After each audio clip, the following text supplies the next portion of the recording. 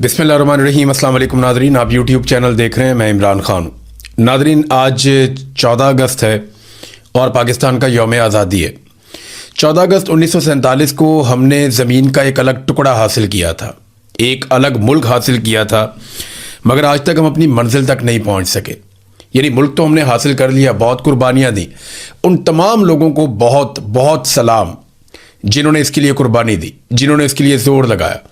कायद-ए-आज़म मोहम्मद अली जिन्ना को जितना ज़्यादा से ज़्यादा खराज तहसीन पेश किया जाए वो कम है कि उनकी क़यादत में पाकिस्तानियों ने, उस दौर के मुसलमानों ने, इस खित्ते के तमाम लोगों ने अपना सब कुछ कुर्बान कर दिया, बहुत ज़ोर लगाया, बड़ी कोशिश की। फिर अल्लाह रब्बुल इज़्ज़त ने हमें एक अलग मुल्क दे दिया। हमें अलग मुल्क तो मिल गया, लेकिन जिस मकसद के लिए हमने ये मुल्क बनाया था वो मकसद पूरा नहीं हुआ। यानी हमें एक ऐसा मुल्क चाहिए था जहाँ हम अपने तरीके से रहते, जहां हम आज़ादी का सांस लेते, जहां हमारे ऊपर चीज़ें मुसल्लत ना की जाती। लेकिन बदकिस्मती से हम दायरों में घूमते रहे। अब 8 दहाइयाँ होने वाली हैं, हम दायरों के इस सफ़र से बाहर नहीं आ पा रहे। हमारे पास एक मुल्क है मगर हम हकीकी आज़ादी से महरूम हैं। पाकिस्तान में आने वाले तमाम अवामी रहनुमा या तो इस लड़ाई में मारे गए हकीकी आज़ादी के लिए, या फिर वो सरेंडर कर गए।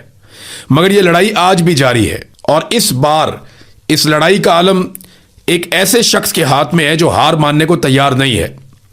उसे कैद तन्हाई और सलाखों के पीछे का अकेलापन अभी तक तोड़ नहीं पाया। वो डट कर खड़ा है, लड़ रहा है, मुकाबला कर रहा है, इस उम्मीद पर कि एक दिन हर पाकिस्तानी जागेगा और अपने हिस्से का जोर लगाएगा।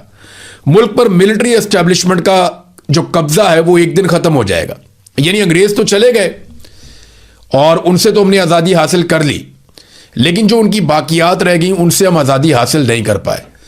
पाकिस्तान के शुरू में ही पाकिस्तान की मिलिट्री एस्टेब्लिशमेंट ने चीज़ों को कंट्रोल कर लिया। फिर कायदे आज़म के बाद आने वाले तमाम लीडरों को निशाने इबरत बनाया या उन्हें अपनी बी टीम बनाया। आज भी यही चल रहा है। हर दौर में कोई ना कोई इनके खिलाफ खड़ा होता है और हक के साथ खड़ा होता है, और बाकी लोग जो हैं वो सरेंडर कर जाते हैं। और जो इनके खिलाफ खड़ा हुआ या तो मारा गया या निशाने इबरत बन गया या फिर सरेंडर कर गया। हत्ता कि मुल्क 2 टुकड़े हो गया।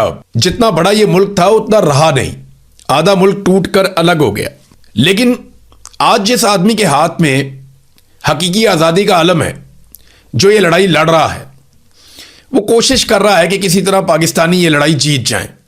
आज नहीं तो कल पाकिस्तानी जीतेंगे। अवाम के वोटों से हुकूमतें बनेंगी इस मुल्क में, फैसले अवाम की मर्जी के मुताबिक होंगे। पाकिस्तान में रूल ऑफ लॉ होगा, यानी सबके लिए कानून एक जैसा होगा। ऐसा नहीं होगा कि एक जज का बेटा अगर 2 खवातीन को दिन दिहाड़े कत्ल कर दे तो वो जमानत पे बाहर आ जाए, और एक आम सी लड़की जो है, वो लोगों की मदद करने वाली लड़की, वो अगर एक ट्वीट कर दे तो उसको 17 साल के लिए जेल में डाल दिया जाए। ये नहीं होगा। जब पाकिस्तान हकीकी तौर पे आज़ाद होगा तो फैसले सबके लिए एक तरह से होंगे। इजहार राय की आज़ादी होगी, सब पाकिस्तानियों को तहफ़्फ़ुज़ मिलेगा, बुनियादी इंसानी हुकूक मिलेंगे, अदली और पार्लिमान आज़ाद और ख़ुद मुख्तार होगी। आज ये अलम कायदे आज़म के बाद आने वाले रहनुमाओं के हाथों से गुजरता हुआ अब बिलाखिर इमरान खान साहब के हाथ में है, और वो उसे गुज़िश्ता कई सालों से गिरने नहीं दे रहा।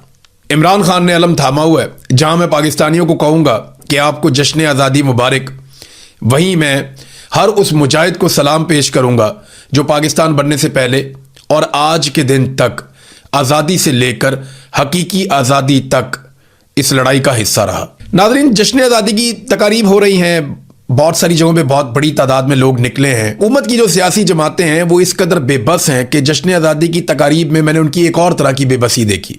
वो बेचारे कभी कहीं से कोई वीडियो उठा के लगाते हैं, कभी कहीं से कोई वीडियो उठा के लगाते हैं, और वीडियो लगाते हुए इस बात का बहुत ख्याल रखते हैं कि कहीं पाकिस्तान तहरीक इंसाफ का कोई झंडा या रंग बीच में नज़र ना आ जाए। हत्ता कि कोशिश करते हैं कि जितना दूर से हो सके वहाँ से शॉट लें ताकि लोग भी ज़्यादा नज़र आएँ और तहरीक इंसाफ का कोई झंडा भी नज़र ना आए, और उसको अपने खाते में डाल लेते हैं। यही बहुत बड़े बड़े अवामी इज्तिमात हुए, हर साल होते हैं, लोग निकलते हैं, लेकिन सियासी जमातें इतनी बेबस हो गई हैं, नून लीग, पीपल्स पार्टी ख़ास तौर पे, MKM और बाकी जमातें भी, कि लोग तो इनके लिए निकलते नहीं हैं। तो जहाँ पे लोग किसी और काम के लिए निकलते हैं वो दिखाते हैं, जनाब ये देखें लोग बाहर निकल आए, ये देखें लोग कितने खुश हैं, ये देखें जी लोग हमारे लिए निकले। आपके लिए नहीं निकले, ये लोग हर साल निकलते हैं।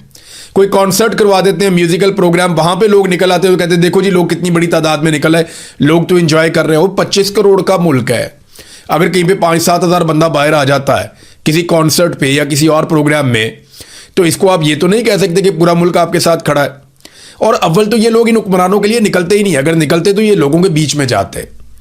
आप देखें ना, सुहेल आफरीदी निकला, पाकिस्तान तहरीक इंसाफ के लोग निकले और अवाम के बीच में खुलेआम गए, लोग उनके हक में नारे लगा रहे थे, लोग उनके साथ मिल रहे थे, पाकिस्तान तहरीक इंसाफ के झंडे लहरा रहे थे।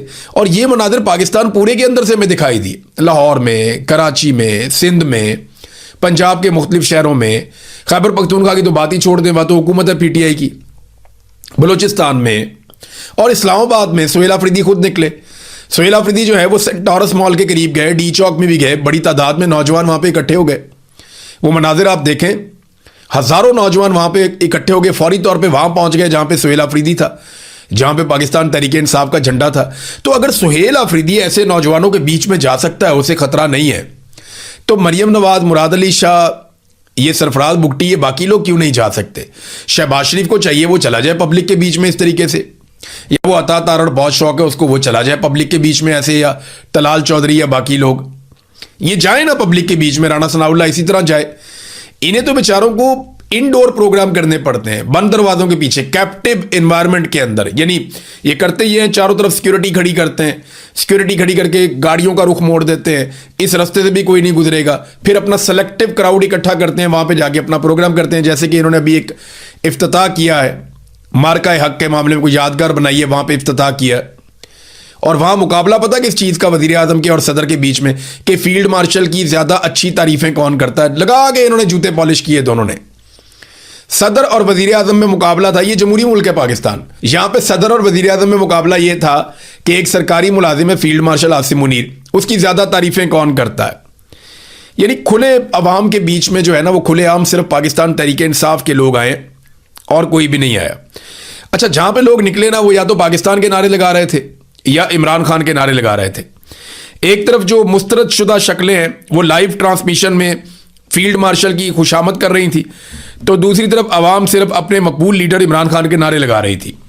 जरदारी साहब ने कहा जी कि ट्रंप कहता है कि हमारा फील्ड मार्शल है। नहीं नहीं, ये हमारा फील्ड मार्शल है। आप अंदाजा करें ये क्या, ट्रंप ने कभी नहीं कहा कि ये अमेरिका का फील्ड मार्शल है। ट्रंप किसी और तरह कहता है, माई फेवरेट फील्ड मार्शल, मेरा पसंदीदा फील्ड मार्शल है, मेरी बात मानता है, मेरे मुताबिक चलता है, यानी मेरे से कभी भी हुक्मदूली नहीं करता, मेरे मुताबिक चलता है। तो अमेरिका तो बहुत प्यार करता था ज़ियाउल हक से भी, जिसने जुल्फ़िकार अली भुट्टो को फांसी दिलवा दी थी। तो उसके बारे में क्या ख्याल है जरदारी साहब का या उनके खानदान का? मामला ये कि अमेरिका की खुशामद करना या अमेरिका को पसंद आ जाना इस बात की दलील नहीं है कि ये आदमी पाकिस्तानियों को भी पसंद आएगा। हाँ, ये जरूर है कि वो पाकिस्तान के अंदर इक़्तिदार में अपना बड़ा हिस्सा निकाल लेता है, क्योंकि पाकिस्तान अमेरिका के ज़ेरे तसल्लुत रहा है बड़े लंबे अरसे से। तो जरदारी साहब ने काफ़ी गेम उठाई। तो ट्रंप ने कभी नहीं कहा कि आवर फील्ड मार्शल, के हमारा फील्ड मार्शल है, अमेरिका का फील्ड मार्शल है, उसने कभी नहीं कहा। वो कहता है माई फेवरेट फील्ड मार्शल, अपना ज़ाती वो कहता है। तो जो बर्बादी के जिम्मेदार दोनों खानदान हैं, वो अपने वफादारों के साथ और अपने मालिक फील्ड मार्शल आसिम मुनीर के साथ एक तकरीब में थे, जिसके लिए सारा इलाका बंद किया हुआ था। उसके लिए लोगों ने बड़ा लिखा भी है सोशल मीडिया के ऊपर कि पूरा का पूरा एरिया बंद कर दिया गया और सिर्फ एक सूबे की वज़ीर आला मरियम नवाज़ को वहाँ पे बुलाया गया। बाकी जो पाकिस्तान के सूबे हैं उनमें से किसी वज़ीर आला को वहाँ पे मदऊ नहीं किया गया। वो फील्ड मार्शल के बिल्कुल साथ पहलू में खड़ी थी, तो और किसी को ये मौका नहीं दिया गया कि वो आए और आकर इस तकरीब के अंदर शामिल हो जाएं। मेरे ख्याल में शायद किसी और को दावत भी नहीं दी गई होगी।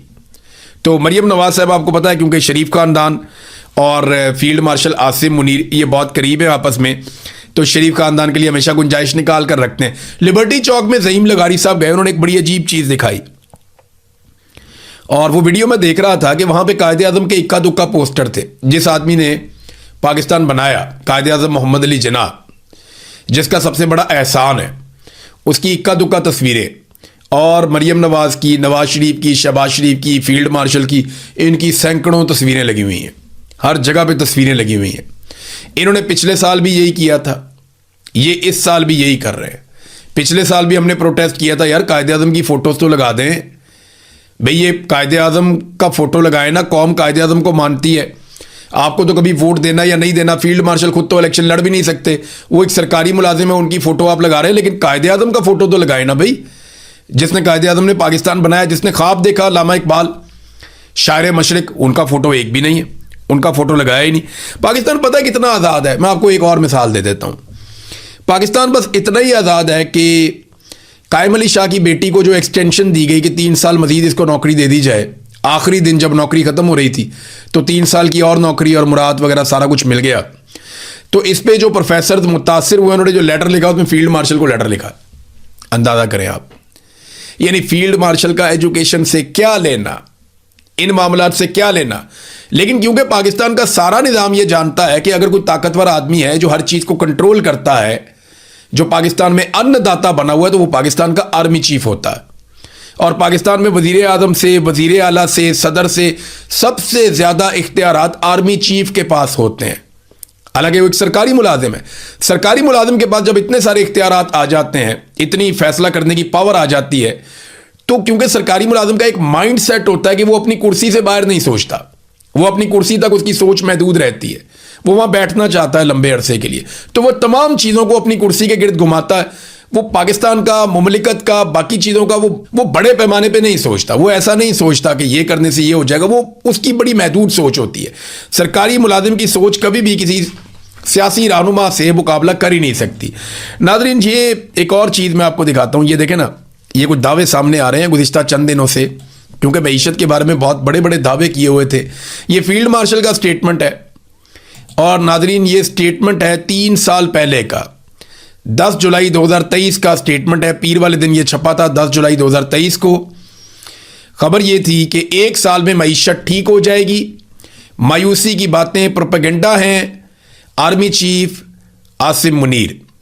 अब सियासतदानों की, हुक्मरानों की मईशत ठीक हो गई होगी, फील्ड मार्शल के लिए तो बहुत अच्छा हालात हैं, यानी उनके तो सारी उंगलियां घी में सर कढ़ाई में, क्योंकि देखें ना, उनको तो मिल गई एक्सटेंशन भी और इस्तिस्ना भी, ताहयात फील्ड मार्शल का ओहदा भी मिल गया, तो उनके लिए तो सब कुछ ठीक हो गया। लेकिन पाकिस्तान की मईशत क्या बेहतर हुई? सवाल ही पैदा नहीं होता, बिल्कुल बेहतर नहीं हुई। हाँ, जजों की मईशत हाल ही में बेहतर हुई है, यानी जो सुप्रीम कोर्ट के जजेज हैं उनकी तनख्वाहों में 4 लाख रुपए तक का इजाफा कर दिया गया है, और जो हाई कोर्ट के जजेज हैं उनकी तनख्वाहों में 1,10,000 रुपए तक का इजाफा कर दिया गया है। मैं तो कहता हूं 10-10 लाख और इजाफा करें, लेकिन खुदा के लिए इंसाफ तो फराहम करें ना, लोगों को इंसाफ तो मिले। जजेस इंसाफ दे नहीं रहे, तनख्वाहें बढ़ रही हैं। सरकारी मुलाजमीन की तनख्वाहें बढ़ाते हुए सिस्टम को मौत बढ़ती है, लेकिन जजों की तनख्वाहें सिस्टम इसलिए बढ़ा देता है कि जजों से अपने काम निकलवाने होते हैं, और इसीलिए आईनी अदालत तर्ज की अदालतें भी बनाई गई हैं। तो नाज़रीन, सारे दावे धड़े रह गए। ये मैंने आपको फील्ड मार्शल का दावा सुनाया। अब जरा ये आप देखें कि इसहाक डार ने क्या कहा था। इसहाक डार ने कहा था कि हफ्तों में नहीं, दिनों में, यानी जब इसहाक डार को लाया गया था एयरफोर्स 1 के तैयारे में बिठाकर बड़े प्रोटोकॉल के साथ पाकिस्तान में वापस लाया गया था, मिलिट्री एस्टेब्लिशमेंट लेकर आई थी, तो इसहाक डार ने आकर शाहजेब खानजादा के प्रोग्राम में कहा था कि हफ्तों में नहीं, दिनों में डॉलर 200 रुपए से नीचे आएगा और इस महंगाई में बहुत ज़्यादा कमी हो जाएगी। ना अब तक महंगाई कम हुई, ना अब तक डॉलर नीचे आया। शहबाज शरीफ ने बड़े दावे किए, लेकिन वो झूठ बोलने की उनको आदत है। ये पूरा खानदान, शरीफ खानदान, कोई भी दावा करे वो तो अब सुनाने को भी दिल नहीं करता, क्योंकि इस खानदान के मुंह को झूठ की बीमारी लगी हुई है। ये बोलते ही झूठ है, ये सच बोलते ही नहीं है। तो डार ने भी झूठ बोला, फील्ड मार्शल आसिम मुनीर ने जो कुछ कहा वो भी झूठा साबित हुआ, सच तो साबित नहीं हुआ, कोई मामलात बेहतर नहीं हुए। उल्टा ये हो गया, पाकिस्तान में बेरोजगारी बहुत ज़्यादा बढ़ गई, गुर्बत बहुत ज़्यादा बढ़ गई, महंगाई बहुत ज़्यादा बढ़ गई, और पाकिस्तान के अंदर दहशतगर्दी भी बहुत ज़्यादा बढ़ गई। जबकि पाकिस्तान में सरमायाकारी बहुत कम हो गई, पाकिस्तान के कर्जे बहुत ज़्यादा बढ़ गए। ये सारी चीज़ें इन्होंने बढ़ाई है, कीमतें भी चीज़ों की बहुत बढ़ा दी, आम आदमी की ज़िंदगी अजीरन कर दी उसके बाद, जब बड़े बड़े दावे करके ये लोग आए थे। अब नाज़रीन, एक और ख़बर है, और ये लाहौर से बड़ी अफसोसनाक खबर है। जश्न आज़ादी से एक दिन पहले लाहौर में पुलिस वालों के ऊपर 2 कातिलाना हमले हुए। एक हमले में 2 पुलिस वाले कत्ल हो गए, और ये बदामी बाग में कत्ल हुए। जबकि दूसरे हमले में ये जो तहरीक लब्बैक वालों का एक सेक्रेटेरिएट है मुल्तान रोड पे, यतीम खाने के पास, वहाँ पे पुलिस के ऊपर फायरिंग हुई, 3 पुलिस एहलकार जख्मी हो गए। अब इतला आ रही है कि हारिस सलीम नामी एक जो पुलिस एहलकार था वहाँ पे वो शहीद हो गया। तो 2 या 3 पुलिस एहलकार शहीद हो गए, 5 के ऊपर अटैक हुआ है, और इसकी जिम्मेदारी भी कबूल की एक ऐसे शख्स ने जिसके भाई को पुलिस मुकाबले में मारा गया था। जमातुल अहरार कहा जाता है कि शायद उससे ताल्लुक है। और फौरी तौर पे पुलिस ने सीसीटीवी फुटेज भी जारी कर दी है इन वाकयात की। सवाल ये पैदा होता है कि यहां पे मुल्जिमान पकड़े ही नहीं गए और पुलिस वाले कत्ल हो गए, उन्हें गोलियां लग गईं, लेकिन पुलिस ने सीसीटीवी फुटेज जारी कर दी। यहीं रावलपिंडी के अंदर मोहम्मद हारिस, जिसको मार दिया गया मौके पर और कुछ बाकी भी नहीं बचा, कोई पुलिस वाला कत्ल नहीं हुआ, जो जख्मी हुआ वो भी नहीं दिखाया गया, बताया नहीं गया, लेकिन उसकी सीसीटीवी फुटेज अभी तक जारी नहीं की गई। सवाल ये पैदा होता है कि इन वाकयात जो ज़्यादा हसास हैं, जहाँ पे पुलिस वाले शहीद हो गए हैं, जहाँ पे ज़्यादा फुटेज छुपाने की ज़रूरत थी, अगर छुपानी थी इन्वेस्टिगेशन के लिए तो यहाँ पे जारी कर दी। रावलपिंडी में जहाँ सारा काम ही मुकम्मल हो गया है वहाँ पे सीसीटीवी फुटेज अभी तक जारी क्यों नहीं की गई? क्योंकि उसको प्रोपेगेंडा के लिए इस्तेमाल करना है। तो ये फुटेज पाकिस्तान तहरीके इंसाफ को मांगनी चाहिए, क्योंकि पाकिस्तान तहरीके इंसाफ को टैग किया गया है इस इंसिडेंट के साथ।